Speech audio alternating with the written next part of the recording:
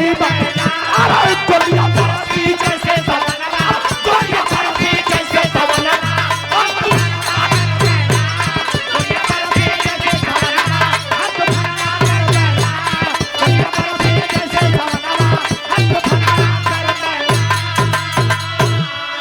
हम लोग बैठे हैं तो इस धरती को आजाद करने में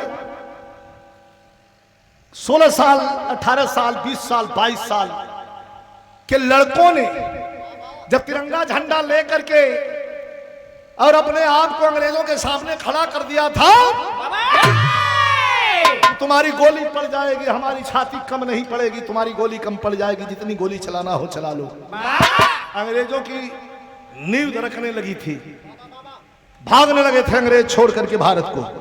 उसी समय एक कहानी प्रकाश में आई थी। इलाहाबाद से चंद्रशेखर आजाद की पिस्टल हुंकार भर रही थी, आवाज लगा रही थी। चंद्रशेखर आजाद की पिस्टल हुंकार भर रही थी, देश को किसी हाल में आजाद कर देना है। आइए मास्टर,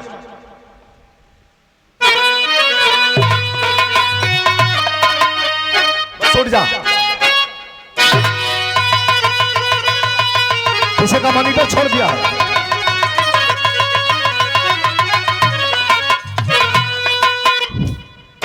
हाँ,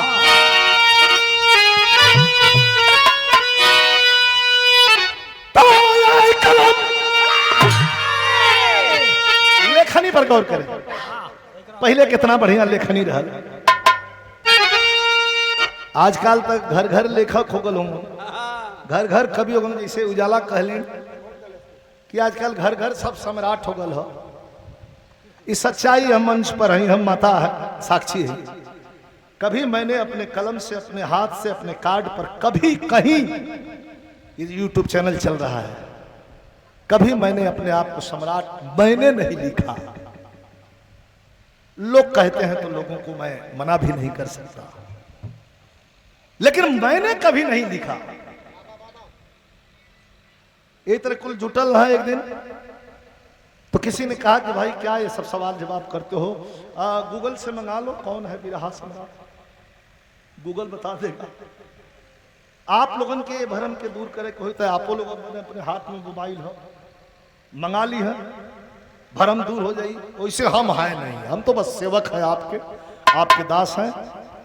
ऐठन थोड़ा जरूर रहा, लेकिन एक्सीडेंट के बाद हमारो ऐठन खत्म। हम के लिए जिंदगी क्षणभंगुर है, इसका कोई, इस सांस जो चल रही है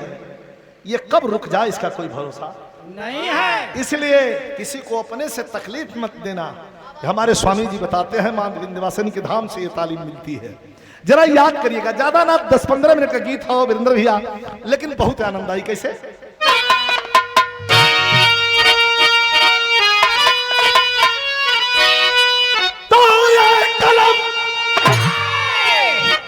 कलम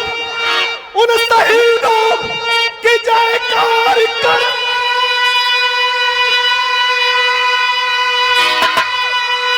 जो कि अपने वतन के दीवाने बने। अरे उन्हें भूल बैठा इतिहास बना, अरे जो क्रांतिकारी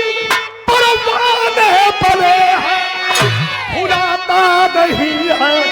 हमें सनी 18। अरे लहू सर चढ़ाया था भारत हमारा, जिएंगे मरेंगे मिटेंगे वतन पे, लगा है जवान इनकलाबी तमन्ना।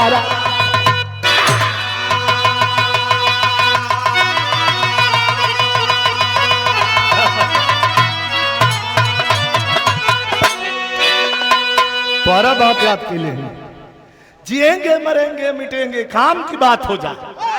एंटरटेनमेंट तो जिंदगी में जरूरी है। जिएंगे मरेंगे मिटेंगे वतन पर, लगाए जवान इनकलाबी तब नारा। लेकिन 18 साल 20 साल का है नौजवान हुआ, खून तो गर्म नहीं इनका होता है। ये आगे दौड़े हैं और अंग्रेजों के सामने खड़े हुए हैं। अंग्रेजों के सामने क्या कह रहे हैं मास्टर?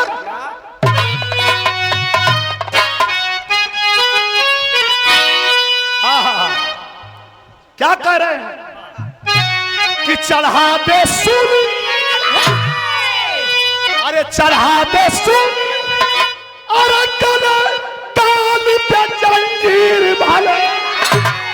अरे चढ़ा दे सुन, गले डाल दे जंजीर भले, अरे वतन की लाज बचाने वतन के बीच चले।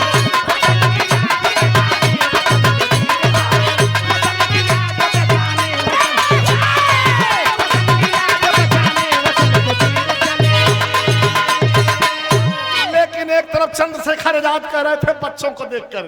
कि धरा की गोद में, धरा की गोद में, अरे रणधीर, अरे धरा की गोद में ऐसा रणधीर पले, वतन की लाज बचाने वतन के बीच।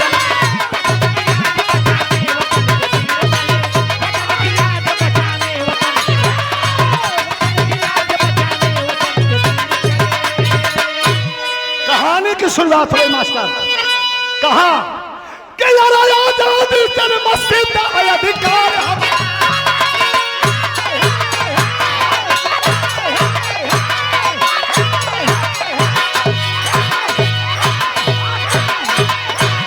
आजादी जन्मसिद्ध है अधिकार हमारा। बात को समझते रहिए, फरसाद जाए। आजादी जन्म सिद्ध है अधिकार हमारा, कूदा था हृदय से भरे में इनकलाब का नारा। कहानी चल रहा था नागपुर के पास एक गांव जंगली, था नागपुर के पास एक गांव जंगली, रहती थी बेटे साथ जहां बुढ़िया मंगली। गुलामी चरम सीमा पर हल तनिका में कहानी है, आप लोग के बतावल चाहत हैं कि आज 13वीं के मौका पर डॉक्टर साहब के दरवाजे पर हम लोग उपस्थित भले ही। वो जमाना था कि 5 जाने अगर छाती बहरे निकाल के, अब मोटहर गर्दन लेके टूटल कान लेके, जैसे पहलवान तोहरे मती आदमी के 500, अरे बाप रे बाप, गोली मार दो तो छुट्टी हो जाए, गोली ना मार निहुरा के चुतरे पर 50 डंडा चले लाख ना छोड़। खराब कर सो मसिंजरिया ना, अंग्रेज इतना दोगलपन कर है तो कभी कहा था नागपुर के पास एक गांव जंगली, अरे रहती थी बेटे साथ जहां बुढ़िया मंगली। बात बिगड़ जाएगी। बुढ़िया मंगली का एक थे बेटा, तनी आनंद लिया है, बेटा का नाम है सूरज। बुढ़िया मंगली के पति को खन्ना दरोगा, अंग्रेजों का दरोगा, लाठियों से मारने के बाद गोली चला दिया, मार करके चौमाहानी पर खड़ा कर दिया, और इसलिए खड़ा कर दिया कि दहशत हो जाए लोगों में। बुढ़िया बेचारी रोवे लगल, कितना भैया एक दिन के बाद बुढ़िया मंगली के पति को मार दिया गया। गांव छोड़ के बुढ़िया चले आई घर, खेत में अपन घर बनौल, अपना लड़का के बचावे बदे कोई जगह लगल तो कहना है। था नागपुर के पास एक गांव जंगली, रहती थी बेटे साथ जहां बुढ़िया मंगली। बादाम का खेती रह, चिनिया बादाम को तो तक नीचे जमीन में बैठा लेना, इतने पीस के वो बादाम होले केसरिया बादाम, वो पेड़ पर फरे आई मूंगफली जो चिनिया बादाम है जमीन में बैठे, यही का खेती रहल। लइकवा के घरे ना रहे थे, नदी के किनारे घर बनोले रहल। बुढ़िया कलश की तू भैया खेतवे में रहल करा, तोरे बाबू के मार दहल, कुल तोहू के मार दिया, माई के डर रहल। एक दिन एक रोज क्रांतिकारी जो 3 भाग कर 3 थे क्रांतिकारी के रहल, नाम बताई। एक रोज क्रांतिकारी जो 3 भाग कर, अरे बुढ़िया की झोपड़ी में छिपे है रात, पवन के अंग्रेज लखदरे रहल पवन के नदी कितना मशक्कत से आजादी मिली हो। एक दिन अंग्रेज लखदरे हुए 3 थे क्रांतिकारी नदी में तैर के और बुढ़िया की कोठरी में घुसलन है और रात में बजट का 11-12 बुखार में है बुढ़िया सुतल है बेचारी मंगली लड़का और बादाम का खेती हो लगभग हम करते 500 मीटर की दूरी पर लड़का सुतल हल मचान बना के वही जगह जानवर आवल खान दिलन कच्चे मूंगफलिया खराब हो जाए और मैं घोरत रहल तौले ये करो क्रांतिकारी जो 3 भाग कर अरे बुढ़िया की झोपड़ी में छिपे है रात भर बुढ़िया न जान पाई कि मेहमान अरे बुढ़िया न जान पाई कि मेहमान हमारे खाए बिना ही सो गए इंसान बेचारे।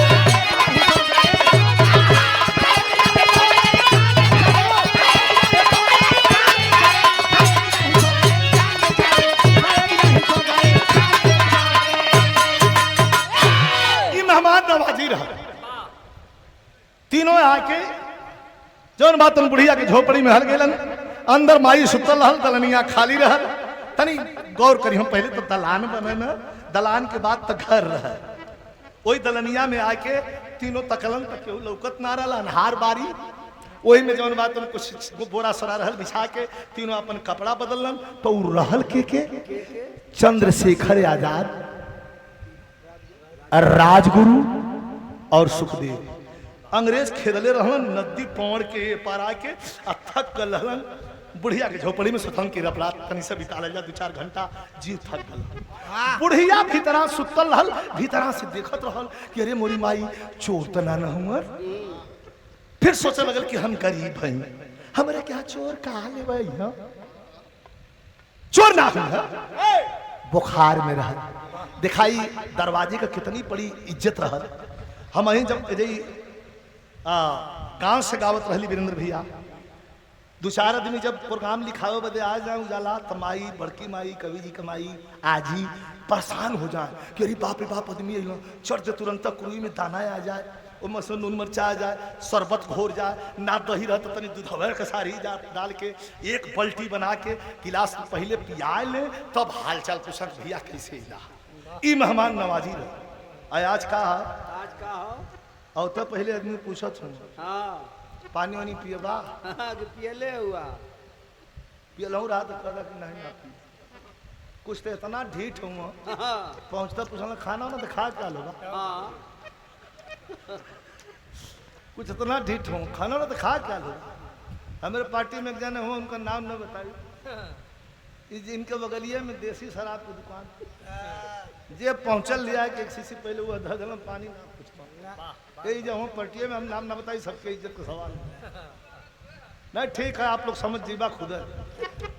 वैसा का आदमी चेहरा से चिन्हा जाए तब बुढ़िया कहलस कि कहो कि 3 ठे आल हूँ तीन के तनी कुछ खिया दे घरवा में कुछ हो कि ना सोचे थे बुढ़िया दर्द बड़ी बेजोड़ लगल कैसे दर्द दूसर रहा तनी यहाँ दर्द के संशोधित के लिए कैसे मारते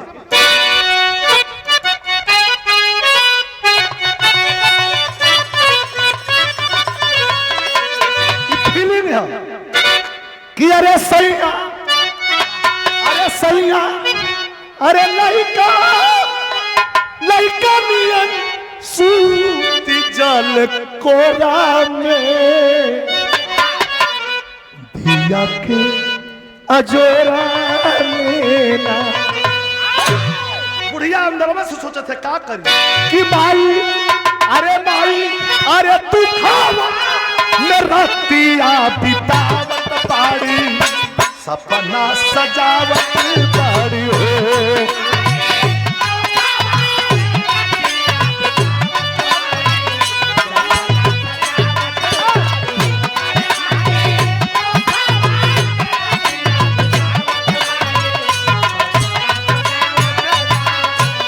चलेगा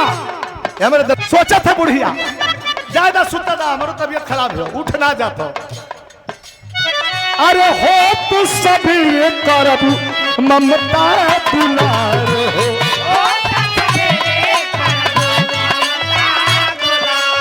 अरे कौनो चमनवा कहोइए बहारो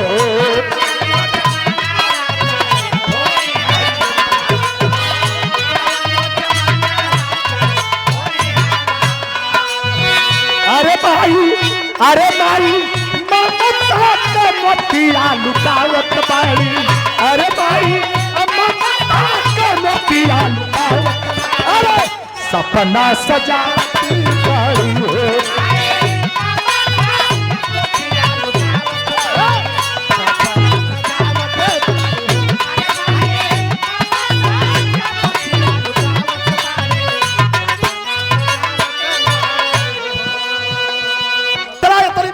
सुनता था बुढ़िया भीतरा से सोचल कि सवेरे लोग कुछ खिया के देवे जब तो सवेरे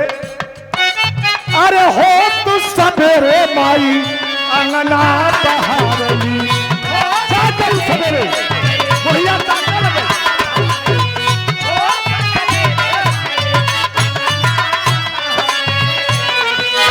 अरे हो तू सवेरे माई अंगना बहारली अरे जाई के दलनिया में अपने हारली जाई के दलनिया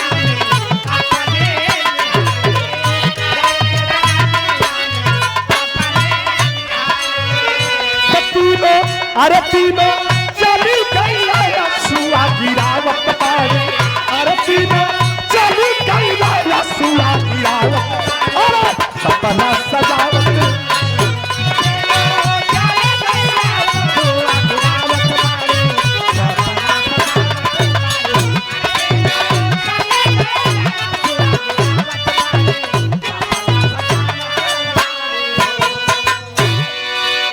सवेरे खियावे का वादा कैले रहा अरे ई तो तीनों चल गई ना बुढ़िया रोवे लगे अंगना दुआर झारत दिखा आप कहानी मोड़ दे हेलो हेलो अब बहरे आइल तो रोवे लगल बुढ़िया रोवे लगल बुढ़िया कहलत कि तीनों चल गए रथिया को कुछ खिया दिले हुई अब तब तक के आ गयल खन्ना दरोगा वही खन्ना दरोगा जो बुढ़िया के पति के गोली से मरले रहा 6 महीना पहले जीप यावत देख के बुढ़िया के रोंगटे खड़े हो गए झाड़ू हाथ से छूट गए खन्ना दरोगा निकल कर करके बाहर बुढ़िया से पूछा रे बुढ़िया कहा वो तीनों को छिपा रखी है कह साहब कौन तीनों कह पागल मत बना बुढ़िया उन तीनों को कहां छिपा रखी है उन तीनों को कह भैया कौने तीनों की कह पागल मत बना चंद्रशेखर आजाद राजगुरु सुखदेव तीनों रात भर तेरी कोठरी में थे बुढ़िया का जनाल की रोम रोम खड़ा गल कहा कहो साहेब सच्चो हमारे भैया चंद्रशेखर आल हमारे घरे में हमके विश्वास ना था साहब सच्चो कहा चंद्रशेखर आजाद राजगुरु सुखदेव तीनों तेरी झोपड़ी में रात में आए थे कहाँ छिपाई है तब तब बुढ़िया का देखा 65-70 साल के उम्र में जलगाल की जवानी जाग गई ऊंचा हाथ से फेंक दरस बुढ़िया कहलस ये साहब रोवे लगल दरगवा सोचा था कि मारे डरन रोवा था कि मरी हाँ कब मरले के डरन तो रे पिस्टल से ना डरा थी है एक थे मन में दुख है यही मतलब रोवा था कैसे दो बढ़ जा मास्टर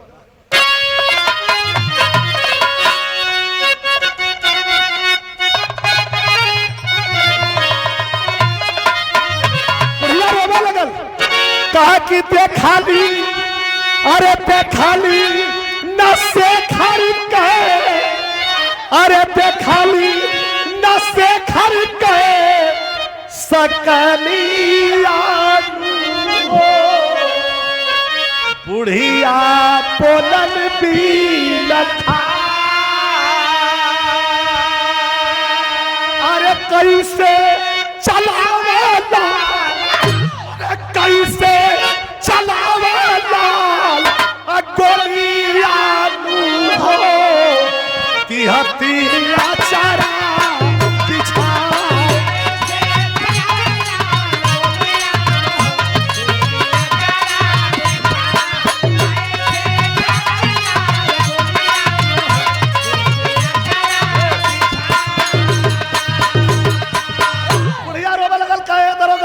हो गई?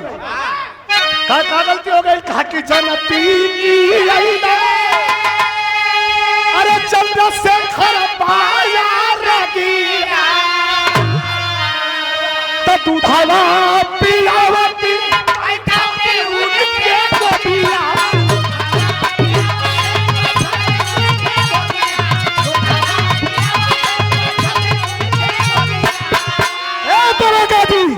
हाय पिस्टल मत दिखावा, का कि दूधावा पियावती, अरे बैठाती उनके गोपिया, कि अरे भाले चाल छाती पर तू नालिया, भाले चाल छाती पर तू नालिया हो देती अचरा बिछा, भाले चाल छाती पर तू नालिया हो देती,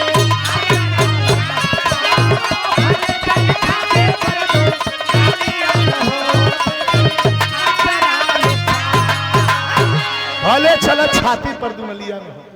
हाय पिस्टल मत दिखावा, जनते की अइला चंद्रशेखर बैरगिया, दूधवा पियौती बैठौती उनके गोदिया, भले चला छाती पर दुनलिया न हो देती अचरा बिछा। खन्ना दरगवा कह रे कर देखा, ये तना मन बढ़ू, ये कर बदमाशी दिखा, ये करवा लाल हो गया, करा बढ़ जा, तेरी ये हिम्मत हमें कह रही है कि अगर जान गल होती तो गोदी में दूध पी जोले होती, बैठा के का कहे मास्टर, का कैलाश तो क्रोधित भाई, अरे क्रोधित भाई दरोगा उस बार बन के मुदाई, कोड़वा से करने लगा वार बन के मुदाई। जीप में से कोड़ा मंगवा लिया और वो 65-70 साल के बुढ़िया मतारी के धा धा कोड़ा चलावे लगल। कभी कहत हन कि बुढ़िया माई के बीरज के बिरहा में करुणा सो कि बुढ़िया माई के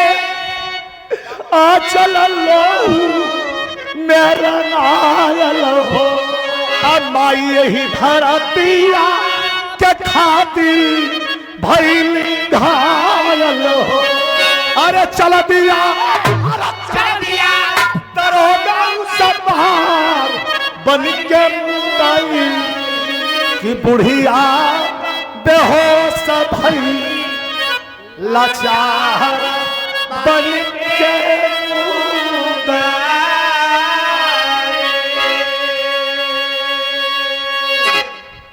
बुढ़िया माई का आंचल लोहू में रंगायल हुई, इतना कोड़ा मरलस कि खून से लाल हो गई बुढ़िया का शरीर, बेहोश होके गिर गई। 65-70 साल का बुढ़िया माई अब बेहोश होके जब गिर गई है तो बिरहा का लाइन मोड़ दिलस, काट के लकड़ी जंगल से बुढ़िया का बेटा आया है। नहीं बोला मत, आराम से जा। यही तरह थे पलामू मत बता देते थे, गदहा चरत रहल, गदहवा चरत रहल तो एक ठे पिलई रहे, वो आके ओकर पोसिया के घींच के भाग, फिर खींच के भाग जा, चरे में मशगूल रह, खींच के भाग जा तो गदहवा कहत वहां कोनो तकलीफ है बतावा, हम अपन चरत है, पेट भरत है, धोबिया खाए के ना देते, घसिए ले हमार घसिए भैया बोला मतलब हो तो कह भैया का तुम तकलीफ गदहवा कह मत चढ़ा दे तू तो तू अपन चढ़ता कहे ना, हम तो मजाक करत है। गदहवा से पिलैया कहलत कि तू अपन चढ़ा, हम तो मजाक करत है। गदहवा कहल कि 8 बेर मजाक कर ले, एक बेर हम मजाक कर दे तो का गति हुई, निकल के ढगरा जाए मत ऐसा करा। तो इधर पलामू बहुत मजाक कर सुगा, अगर हमरो मन कर दल मजाक कर तब कहता तब मत करा, काट के लकड़ी जंगल से बुढ़िया का बेटा आया है। काट के लकड़ी बुढ़िया माई गिरल है दरवाजे पर, 8 दिन से बुखार में रहा, तो काट के लकड़ी जंगल से बुढ़िया का बेटा आया है, उस रंजिता माता को गोदी के बीच उठाया है। लहू लुहान माँ को अपनी गोद में उठा लिया वह बेटा। कहा माँ, रोते हुए अपनी माँ को गोद में उठाया और कहा कि माँ, तेरी हालत किसने किया? जवन लड़का कब्बो यही से कहल जला कि अब्बर के ढेर ललकार है ना, नहीं तो घूम जाई तो फिर खतरा है। कब्बो ना बोरा वाला लड़का रोवे लगल, कहलस कि माई खाली इतने बता दाई तुम्हारे हालत कैलस के। धीरे धीरे बुढ़िया माई के मुंह से आवाज आयल, कहलस कि बेटा मुझे जरा अपने हाथों से पानी पिला दे। दौड़ करके लाया, पानी पिलाया। पिलाने के बाद पूछा माँ नाम बता उसका, तेरी हालत में किसने कहा? थोड़ी सी सांस लेके बड़ी बोली, बुढ़िया है लाल मेरे, बोली बुढ़िया है लाल मेरे, आजादी सुमन खिलाना तुम, लोहू के कतरे कतरे का चल के हिसाब चुकाना तुम। अरे बेटा दुनिया के अंदर, अरे बेटा दुनिया के अंदर समझो के है ईमान वतन, है प्राण से प्यारी मातृभूमि, और समझो कि भगवान वतन। बेटा मैं तो इस दुनिया से जा रही हूं, नहीं मां तू हमें छोड़ के नहीं जा सकती। नहीं बेटा मैं इस दुनिया से जा रही हूं, शुक्र मनावा कि हमारे हाथ में गोजी हाना, इतना शुक्र मनावा। नहीं तो हम तो वो मन बढ़ू भाई कि वो मन बढ़ू कि अंकलेश्वर में विराह होता रहे थे, गायिका से कुछ लिखा उठा के महिकवा मली फाट गल उनका झबला फबला को कहे अब धीरे धीरे हम डाउन हो गल है, नहीं तो गोजी एक ठे लकड़ा रखे के परी हमके। तो काम है बाबू कर होगा। ए भैया कह माई कहलत कि हम तो जात हई, एक ठे माई तो हम देख के जात है। ना ना ना ना ना ना ना ना ना माई हमार तू हो, छोड़ के मत जाया। मथारी ललकला रे बेटा, वतन के इस बलवेदी पर, वतन के इस बलवेदी पर जो वीर पुरुष चढ़ जाता, वतन के इस बलवेदी पर जो वीर पुरुष चढ़ जाता है, ये जीवन धन्य हो जाता है और 7 पुष्ट तर जाता है। हम जात है इठे माई के तोहरे हवाले तोहरे खा के जाते। ये तरह में बुढ़िया का प्राण निकल सीने से लगा के माई का दर्द का होले, जेकर माई ना हो से पूछा। जेकर माई है तो माई से दुलार भी करत बा, प्यार भी करत बा, गारी भी सुनत बा।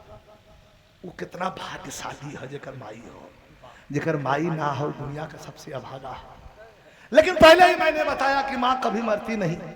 वो ख्यालों में, हमारे सांसों में, हमारे दुख में, हमारे सुख में हमेशा मेरे दिल में होती है। जब माई मर गए तो नदी किनारे लिया हो, चिता सजौला सब जलावे लगल, और जब लाश जलावे लगल तो वही पर कसम खैलस हो।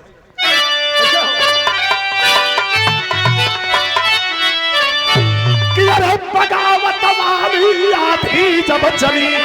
अरे बगावत वाली आधी जब चली, बाजा बाजा बिगुल क्रांति का झूम कहानी।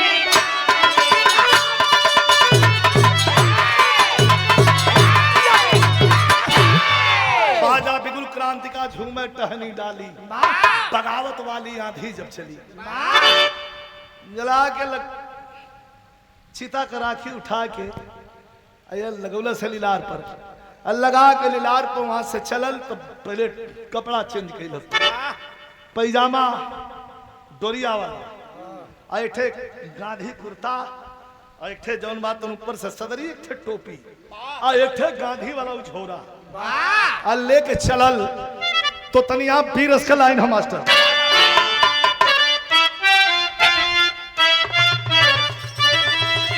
वो जमाने में गावत वाल की हम गावाना नहीं जो नहीं नहीं प्रीत लगल हीरो।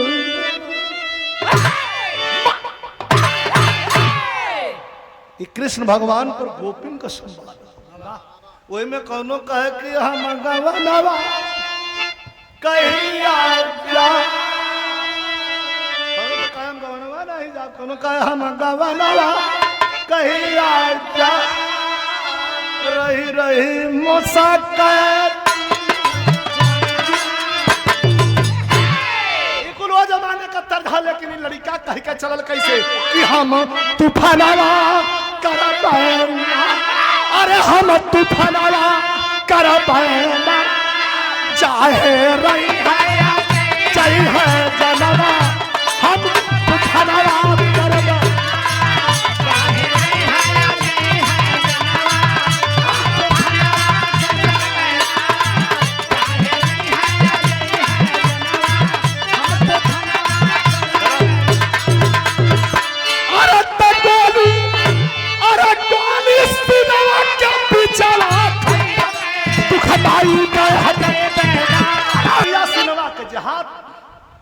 जान हथेली पे लेके चलल हो मौत का जिसको आशीर्वाद उसे डर किसकी है कह कि मारब जरूर खन्ना दरोगा के वही बंगला के सामने वो गांधी झोला टंगले आके खड़ा एक दिन बीतल 2 दिन बीतल 3 दिन बीतल 4 दिन बीतल 5वां दिन जब बुलेट पर बैठ के बड़की बड़की मोछ रखले हाउ वाली मोछ रखले और खन्ना दरोगा जब बुलेट पर बैठ के चला देखला कि लड़कवा 4-5 दिन से हमरे बंगला के हम घूमा था करे कौन का लड़का हुए रे रोक लिया बुलेट करे लड़के किसके बेटे हो कहां से आए हो क्यों रोज रोज यहाँ रेखी तो नहीं कर रहे हो कि नहीं साहब इठे चीज उधार देले रहला वही के लौटावा आ नहीं का उधार दिले रे हो सकता हम भुला गए करे बड़ा आदमी हमारा साहेब आप भुला जीवा हम गरीब आदमी कैसे भुलाई इठे चीज दिले हुआ उहल कलक रोक ललस बुलेट हाथ दे मुंह में पान रह थुकर खाना दरवा का अच्छा कौन चीज है जल्दी दो कह तुहा बहुत जल्दी है डल्लस हो झोरा में हाथ आज झोरा में से निकालत ना हो खाली झोरवा यार घुमा के अगवा कैलस आ वही में से धाड़ धाड़ धाड़ धाड़ 3 गोली मरलस उठन गए में बुलेट अलगे अपने अलगे तब पगली सीटी अंग्रेजन का जब पगली सीटी हारन होकर हाय हाय हाय हाय बजे लगल खतरा का हारन रहा बजे लगल हारन मास्टर तो कैसे हाँ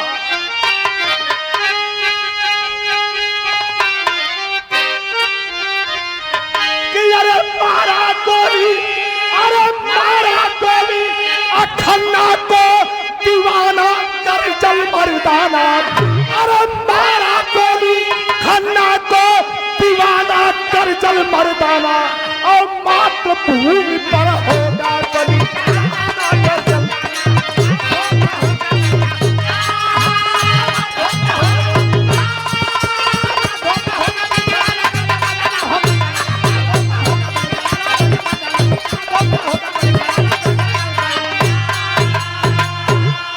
पीछे पड़ी अंग्रेजी फोर्स अरे पीछे पड़ी अंग्रेजी फोर्स नागपुर में आया हो भागत भागत भागत भागत नागपुर पहुंचल नागपुर के चौमुहानी पर खड़ा हो बिरहा अंतिम सारांश गौर करी और चौमुहानी पर और ताकत हो यारो पुलिस यारो पुलिस यारो पुलिस यारो पुलिस कहीं जाई तो कहाँ जाई बगलिया में ठे सीढ़ी गई रहल कोठा कोठा कौन पहले 22 जिलों को कोठा चाहिए उनमें तवायफ रहा मोजरा होखे नाच गाना गावे तबला पर और सबका दिल बहलावे और वहां व्यापार ना वहां तबला के थाप पर जवानी थिरकत रहा तबला बजत रहा सूरज दिन अंदर तकलस तेरे बाप रे चारों तरफ पुलिस हमन कहा जाई तबला पीछे पड़ी अंग्रेजी फोर्स वहां नागपुर में आया हो और चंपा बाई के कोठे पर जाके लख जगाया हो कहा कि माई बन के अरे माई बन के दे दो हमें ठिकाना कर जल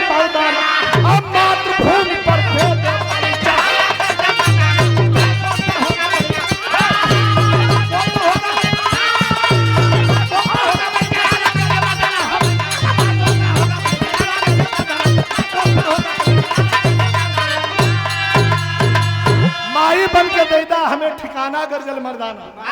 आ देश के कारण छोड़ देवे श्याबाना गरजल मर्दाना। कुछ लड़की नाचत रहलिन, चंपा बाई बैठल रहल, करे पीछे जाके बैठ गए। चंपा बाई बड़ा सलीके से करेंगे, साहब पीछे क्यों बैठे हैं, आगे आइए, नाच गाना देखिए आप भी। कह नहीं नहीं,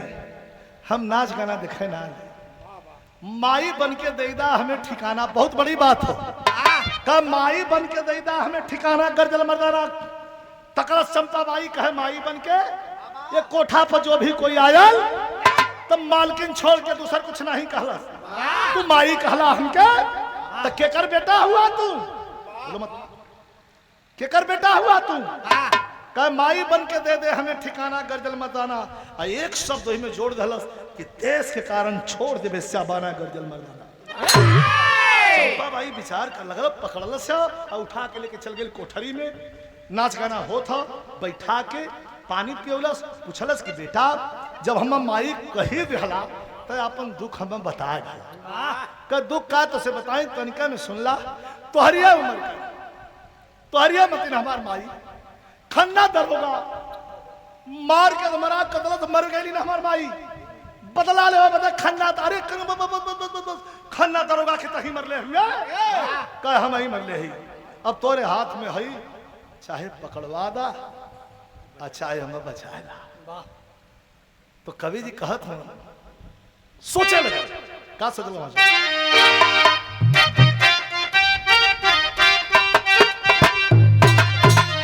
आला बदलन हो। हाँ अरे देख वीर बालक के चेहरा, अरे चंपा मन में करे विचार, अरे हम पापी न भइली बेसरा, अरे कैली दहिया के व्यापार, अरे कबो दे सबके काम नहीं, अरे ऐसा जीवन के धिक्कार, अरे रबना बजी तबला कोठे पर, कायम होई मौके के मार, काऊ फरक पर जाता दरद कुली, अरे ऊपर पर जा सौ का सिंगार का अपना बजी तबला कोठे।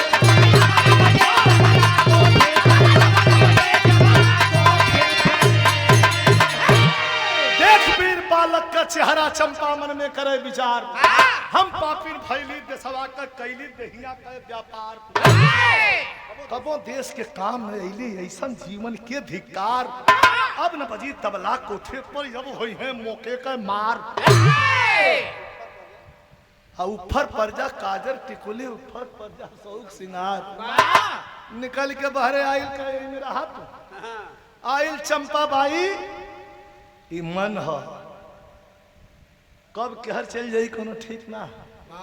ऐसे ज्यादा रफ्तार से उड़े वाला ये दुनिया में न कोई पंछी हो न जहाज। अब यहाँ बैठल हुआ उड़ के चल गल बम्बई, अधर दे चलू है,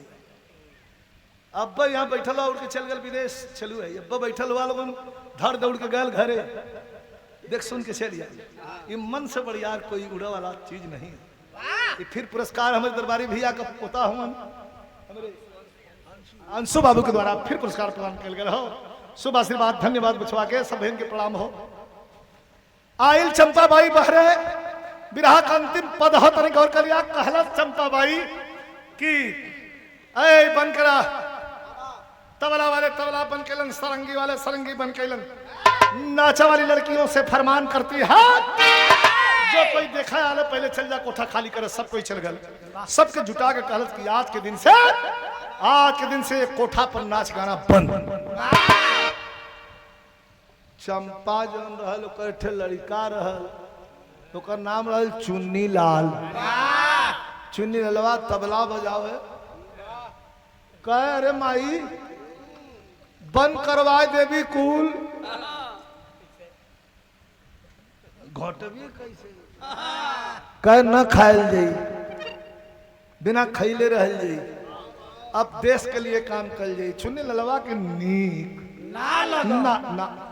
कहे है कर देखा कई कनकवाने ठेला सरवा एक माई के दिमागवा हमरे खराब कर दल लेकिन कहना है कैसे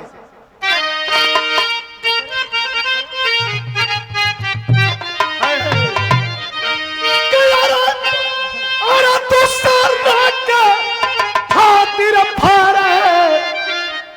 आमला के डरिया आ दूसर के खातिर है गंगा जी का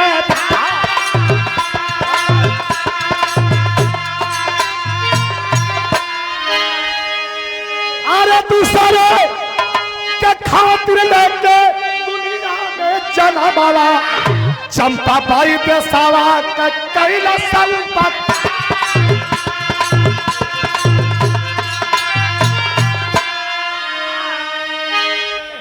अतल चंपा का बेटा एगो चुन्नी लाल रहल बस नामन भी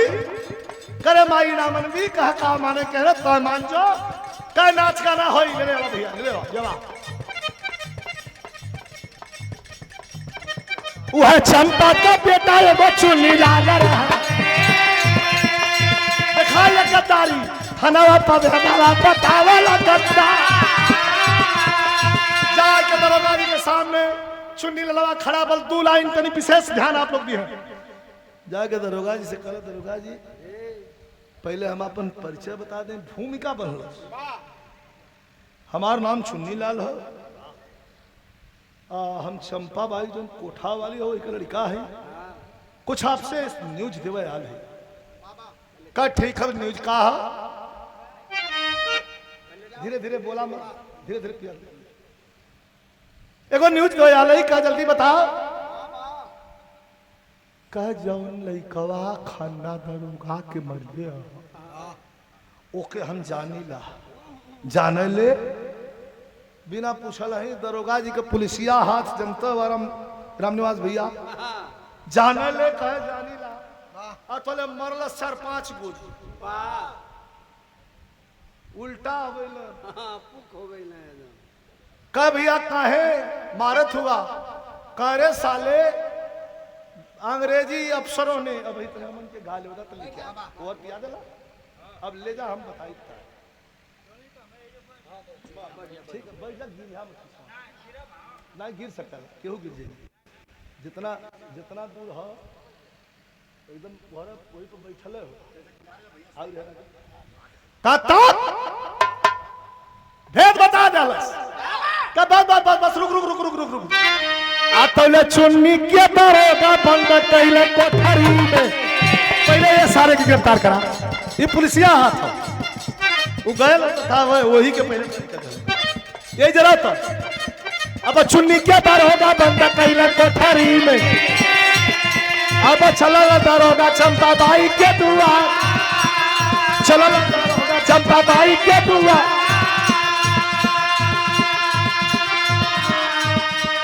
चंपा बाई के घरे आ गई ना दरोगा जी देखे सिपाही लेके चंपा बाई उस समय क्या करता पहले सूरज के भोजनवा करावत रही चंपा अब सूरज के भोजनवा करावत रही अब पूछला दरोगा कहा बेटा तो अब पूछला दरोगा कहा बेटा तो वही सूरज के आपन बतावत बा सुगंधवा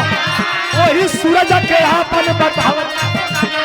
भेदवा समझ गए दरोगा होशियार एक मिनट चंपा बाई के नैलन दरोगा जी छड़ी हाथ में घुमावत कलन चंपा बाई तुम्हारा बेटा कहाँ है एक ही बेटा है ना तेरा कहे जी साहब कहा है वो तो बन के रहूं तो सूरज के भोजन करावत रहल जो मरले रहल खन्ना दरोगा के बुढ़िया के लिखा मंगली के लिखा के भोजन करावत भैया दामन बातू शांत बेटा भोजन करावत रहल कैसा भी है हमार लड़का फालतू ना कहिए तो लड़का थाने पे चला था ये तो लड़का ने कहा हाँ थाने पर तुम जाने के लेके तब अरे थाने पर लेके तो सूरज चंपा के लेके अइला थाना पर वही जलवा से चुन्नी के ले हला तो जलवा से चुन्नी के ले लिया के दोनों के थाना पे दरोगा जी चुन्नी लाल के जेल से निकाल डालन कहा कि तुम्हारा लड़कवा ई हा आकी चुन्नी ललवा हंसा तक माई कह करे तो हम कह माई के हुआ तुम भैया चुन्नी ललवा रो लगा रे माई बहुत मारत हो को ऐसे मत कमाई कह नहीं बसवा तो के अच्छा तुम क्यों का लड़का बसा सूरज के धाय ललत कैसा भी है हमारा लड़का कैसे नहीं होगा दोनों को खड़ा करा दिया गया आज सामने चंपा बाई के हाथ में पिस्टल लोड करके थमा दिया देख के पिस्तौल तब तारोगा कहे बतिया भैया देख के पिस्तौल तब तारोगा कहे अरे अपन बेटा छोड़ दूसरे के दे दूंगा लोड करके पिस्टल थमा दिया कहा कि अपना बेटा छोड़ दे आज जो गैर है उसको गोली मार दे सिपाहियों को लगा दिया दोनों तरफ से संगीनें तन गई कहा कि 3 तक गिनूंगा और तीसरा तक गिनते गिनते अगर तेरी गोली नहीं चली तो अंग्रेजी संगीन गोली उगल देगी तुम तीनों की खोपड़ी उड़ा दी जाएगी हाथ में पिस्टल हो सामने एक तरफ धर्म का बेटा और एक तरफ अपने कोख का जन्मल बेटा दोनों खड़ा हुआ डिसीजन फैसला लेना है एक माँ को माँ क्या है और वतन क्या है मुल्क क्या है कवि ने स्पष्ट कर दिया है इस लाइन में ताकि मस्त बढ़ जाती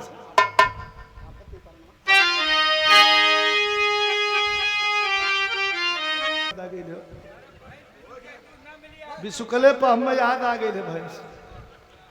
हम जहाँ बनारस में रहीला मेरे बगलिया में ठे सरदार हूँ बहुत हम मानव हो जमीन दिले हूँ पान बहुत खाए हूँ कहानी वही हो वही आप लोग रही हैं कहानी छोड़ी हमें पिस्तौल हाथ में थमा दिया गया चंपा हाथ पिस्टल लेके हाथ में पिस्टल और सोच रही है दरोगा काउंटिंग करने पर उतारू है इधर से अंग्रेजों की संगीने तीनों पर तनी है तनी आ जा बनारस वाले आवाज पर गाय के हमारे अली चच्चा से कली चच्चा थोड़ा आदमी आल हुआ दूध मिल जात तचा उस समय गाय ना रख ले रहे तो मुंह में पान नशा उनके भरल है कौन रे यार बुढ़वा तो कुछ चढ़ गल भी हमका चच्चा थोड़ी साधा किलो मिल जा कल रहे जो तबियत तोरी हम हाजी से ही कहना कि हम कौनो दूध दे हाँ हम समझ गए तू दूध दिला कह रे तू दवा तो कुल चल रहा है जो ये तोरी है यही के जौन हो तो कोशिश करत है बिस्कल बा कहिए छोड़ ले हम जाए को के पानी फेंक के यही रही काम कर सकता फेंक के पानी और उसे बतियाओ देखा कि लिखल है कुल पढ़त हो यहाँ धारा प्रवाह अरे मारे प्रेम में बोलत हो यो गलत ना हो प्रेमवा इतना फोफा था जैसे दूधवा फेंक देला वो तेरे फोफा था फोफा के तो फेंक देते सौ के पानी मार के छिट्टा ठीक कर ले रहा ये भैया कलर है जो तो तोरियवा के दूहत है आदमी चाटे बैठल हम चली चच्चा दूधवा दाल लगना उससे बतियावे पान खिलो कहना सुना लड़का रात में गाय के आया तो ऐसा दे देबू आधा किलो तो कुछ भैंसिया के समझाओ ओके पानी छिड़कत हुआ तन तन लात मारत है अरे तो बहुत बुरा कर दे मान जा नहीं तो बहुत बुरा हुई करत करत ओके पेनवा दे दूहा लगना सिर 1.5 से दूहा अब आवाज लगावे में बाट ठे पकड़ ले हुआ तकवे ये भी जाई आओ ले जो दूधवा आ तगले उठाए के है माया लात में कचकचा के बन बिना चाहपत्ती के गोबर सोबर ले चाय बना दे चिलैला हो जैसे कहना अरे अब इतना तेज घुसी अइला तो कुछ खोजा लगना मारे बदे जब कुछ ना पोला तो उठ के खड़ा के दांते काटे लगना अब दू ठे दांतवा ही में रह वो दांत ले पहुंचला कहला यार दूध तो देखा है खून चलत हमका ही बनते चाही का कर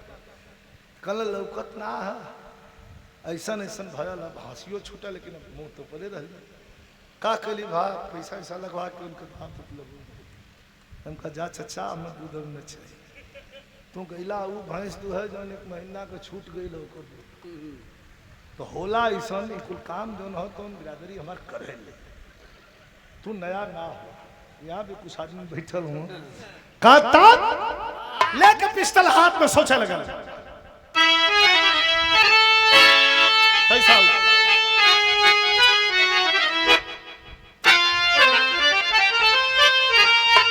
पिस्टल हाथ में सोचा लगा एक दरोगा बोल दिलस 3 तक कि न तोर जवन लड़का हो के छोड़ दी है आज जौन तोर लड़का ना हो के शूट कर दिए चंपा लेके हाथ में पिस्टल से फैसला बड़ा पेचीदा सोचत है का सोचत है क्या धर्म का और धर्म का मतारी बन के रखलस बनिया कत सवा और दसवा कारण भाई जोगिनिया रखा सभी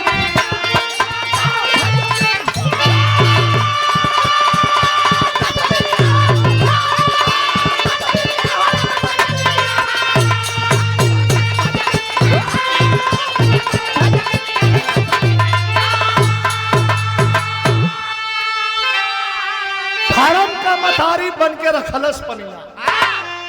दसवा कारण भाई जोगिनिया रे कसमिनिया दुई बोल दलस 3 बोले वाला हो सोचत का हो सोचे चंपा यह चुन्नी रही के तबला ताल बजई है अपने लइकवा के सोचत से कि हमार लइकवा रही तो का करी तबला बजाई पान ढोई दिन भर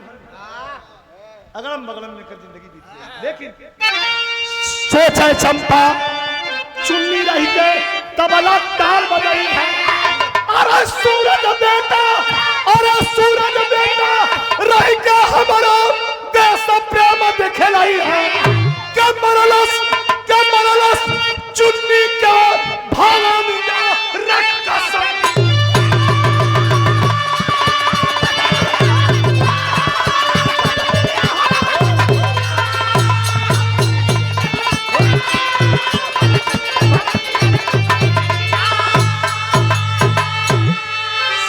चंपा चुन्नी रह के तबला ताल बजई है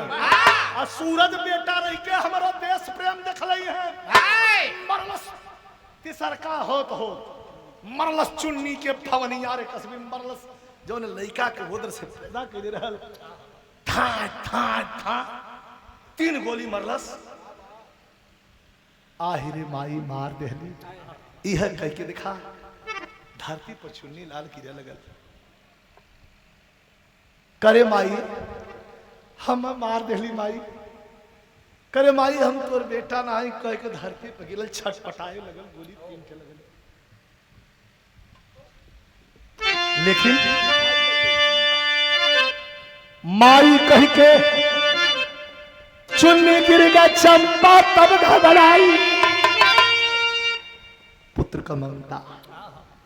पुत्र मोह का हो माई कह के चुन्नी गिर गया चंपा तब घबराई अरे पुत्र की ममता सह न सकी गोली सीने में खाई कब माटी अरे माटी हो गई बदनिया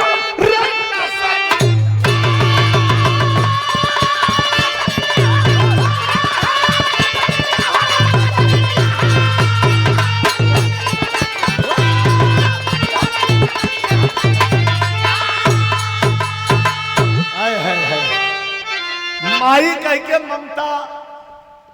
माई कह के चुन्नी गिर गए चंपा तब घबराई पुत्र की ममता सह न सकी गोली सीने में खाई माटी हो गई नहीं बदनिया धार दे अपनहू के मार के गोली और वही चुन्नी लाल के बगल में अपनहू गिर गई दरोगा धक्का अवाक हो सूरज से पूछा था कि बिया अपने माई के ले जीवा कहे के पाँव के हर बिजलिया वाले पे फूंक दा हया माई के अपने ले जा अब ही दरोगा नहीं समझ पौलस कि कातिल ही हो। उठा करके लेकर के आया और आकर के धर्म की माँ एक तरफ अपनी माँ का अंतिम संस्कार किया, दूसरे तरफ आकर के खन्ना दरोगा को मारने के बाद धर्म की माँ जिसने अपना ताना बाना छोड़ करके और देश के रंग में अपनी चुनरी को रंग लिया था और बेटे के सीने में गोली मार करके आजादी का फर्ज अदा कर दिया था,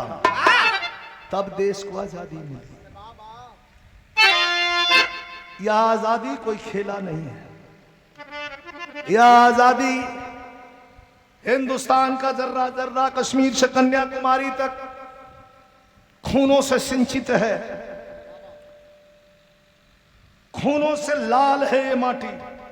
अरे 200 साल 250 साल कुछ होता है भाई, 200 साल के ऊपर अंग्रेजों के गुलाम रहे हम लोग।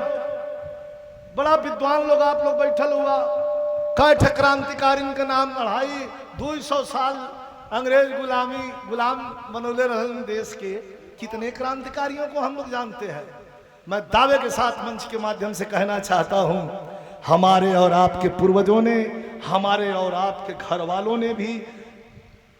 हिंदुस्तान को आजाद करने में अपना खून पसीना गिराया है। भले ही इतिहास से पन्ना मिटा दिया गया हो, इसे मैं मान सकता हूं। इस आजादी की लड़ाई में बढ़ चढ़ कर के हिस्सा हमारे आपके खानदान और हमारे बाप दादाओं ने भी लिया था। हमारे बाबा जियत रहना इतना बड़ा हमरा कहा कि जानत हुए हम का बाबा कहा कि ललकी टोपी आदमी देख लें तो मड़ई उलाट के चला पड़ा। ललकी टोपिया देख लें अंग्रेजवन का इतना डर था सतरा।